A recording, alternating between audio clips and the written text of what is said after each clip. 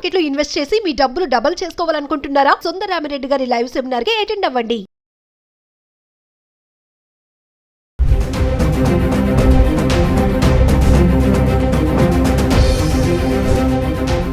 నమస్తే, welcome back to Suman TV. Present మనతో పాటు ఉన్నారు TEDx speaker, legendary award winner in real estate, realtor oxygen founder and CEO doctor Nandi Rameshwar Rao గారు.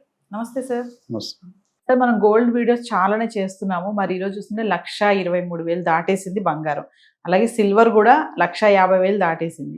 అంటే ఇది ఇలా పెరుగుతూనే ఉంటుందా? తగ్గే ఛాన్సెస్ ఏమన్నా ఉన్నాయా? అసలు పెరగడానికి రీజన్స్ ఏంటి? అంటే ఇది చెప్పడం చాలా కష్టం. ఎందుకంటే నా చేతిలో లేదు. Government bullion market, federal gold reserves అన్నీ లెఫ్ట్ అండ్ రైట్ ఎడాపెడా అంతా 1000 నమస్కారాలు పెట్టాలి ట్రంప్ గారికి. అంత ట్రంప్ మహిమ. అంతే. హైదరాబాద్లో కూడా ట్రంప్ టవర్స్ అని కడుతున్నారు. సో ఆయన ఎక్కడ కూడా హమ్ కిసీసే కమ్ నహీ, నేను ఎవరికి తీసుకోను, నేను చెప్పిందే వేదవాకు, నేను చెప్పింది వింటే విన్నా, లేకపోతే తోక కట్ చేస్తాం.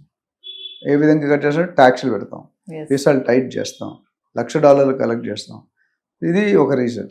యుఎస్ ఎకానమీ, నిన్న ఎవరో అంటున్నారు యుఎస్ ఎకానమీ పడిపోతే ఇండియా పరిస్థితి ఏంటి? సో గోల్డ్ అనేది నేను చాలాసార్లు చెప్పాను కదా, పసుపు, పచ్చదనం, పసిడి అనేది అత్యంత ఇష్టమైన ఐటమ్ ఫర్ లేడీస్.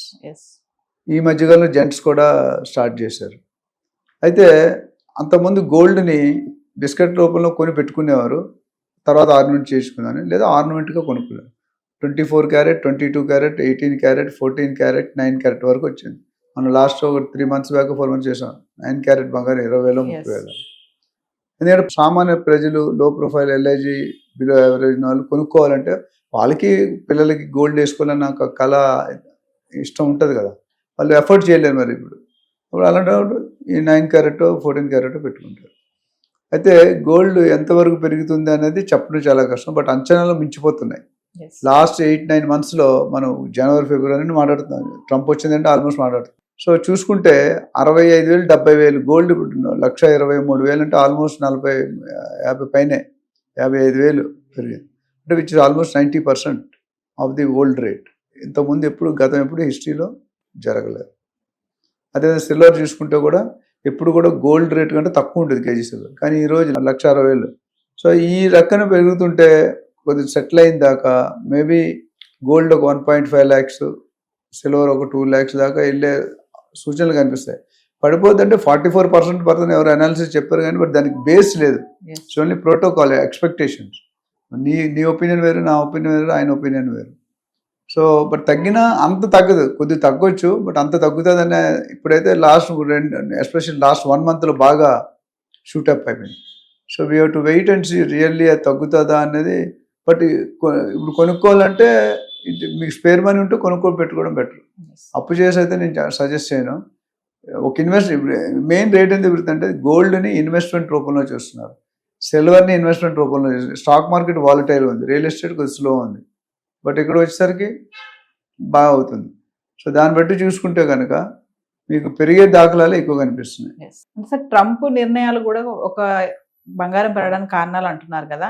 ట్రంప్ తీసుకున్న డెసిషన్స్ కి బంగారానికి ఏంటి సంబంధం, ఏంటి పెరగడానికి? ఇప్పుడు మీరు హైదరాబాద్లో బెస్ట్ జోన్ పెరగడానికి రీజన్ ఏంటి? IT corridor. 10 లక్షల మంది పైన ఇండియాలో టోటల్ 50 లక్షలు, 10 లక్షలు మన దగ్గరే ఉన్నారు, 10 లక్షలు బెంగళూరు దగ్గర ఉన్నారు, మిగతా 30 లక్షలు 28 రాష్ట్రాలు. సో బెస్ట్ జోన్ కొనేవాళ్ళు 80%, 75% ఐటీ కారిడార్. అంటే ఐటీ ఎంప్లాయీస్ దగ్గర ఉంటుంది, ఓఆర్ఆర్కి దగ్గర, ఎయిర్పోర్ట్కి దగ్గర. ఇప్పుడు తెల్లాపూర్, కొల్లూరు, కృష్ణాపూర్, పటాన్చేరు, సంగారెడ్డి దాకా వెళ్ళిపోతుంది. సంగారెడ్డి దగ్గర 1/2 hour డ్రైవ్. సో దీనికి one of the reason is IT.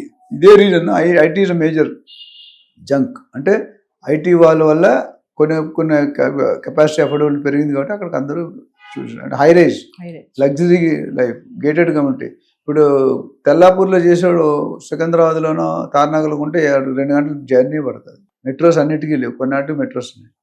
So మన ఇన్ఫ్రాస్ట్రక్చర్ డెవలప్ అవుతుంది, మెట్రో వస్తుంది. కొన్ని ఇటు సంగారెడ్డి దాకా ప్లాన్ చేస్తున్నారు, ఇటు పటాన్చేరు దాకా ప్లాన్ చేస్తున్నారు, అటు తుక్కు కూడా ఆల్రెడీ ప్లానింగ్ అయిపోయింది. So IT corridor. రెండోది ఏంటంటే యుఎస్ ఎకానమీ. ట్రంప్ గారు వచ్చాక చాలా డిస్టర్బ్ అయింది. మూడోది ఇమిగ్రేషన్ ప్రాసెస్. వీసాల వల్ల, ఆ ప్రాసెస్ వల్ల ఇప్పుడు పేరెంట్స్కి నుంచి 15,000 పెట్టేట్టు చూడాలంటే visa new F1 student visa కావాలంటే వాళ్ళకి $1,00,000 $88-90 లక్షలు. సో ఈ కారణాలు ప్లస్ కంపెనీలకి వార్నింగ్ ఇస్తున్నారు, మీరు కానీ ఎంప్లాయీస్ని తీసుకుంటే మీకు పెనాల్టీ ఉంటుంది. ఒకసారి భారతదేశం వచ్చినాడు లేదా ఇతర దేశాలకు వెళ్ళినాడు మళ్ళీ తిరిగి రావడం కష్టమైపోతుంది, హాలిడేస్ దొరకట్లేదు.